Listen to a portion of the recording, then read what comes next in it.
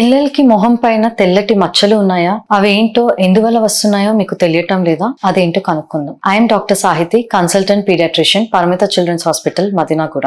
చాలా మంది పిల్లల్లో మొహం పైన, చెంపల పైన తెల్లటి మచ్చలు ఉంటాయి. అవి యూజువల్ గా ఫంగల్ ఇన్ఫెక్షన్స్ వల్లనో, లేదంటే కడుపులో నులి పురుగులు ఉండడం వల్లనో, లేదంటే కాల్షియం మోతాదు తక్కువ ఉండడం వల్లనో అనుకుంటారు. దీన్ని పిటేరియాసిస్ ఆల్బా అంటారు. ఇది చిన్నపిల్లల్లో సాధారణంగా కనిపించే ఒక స్కిన్ కండిషన్. ఇవి యూజువల్గా ఎందుకు వస్తుంటాయి?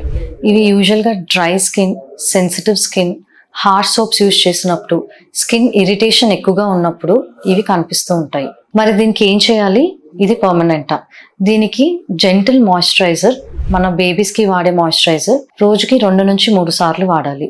అండ్ యూజువల్గా మనం బయటకి వెళ్ళేటప్పుడు ఒక sunscreen, baby sunscreen వాడితే సరిపోతుంది.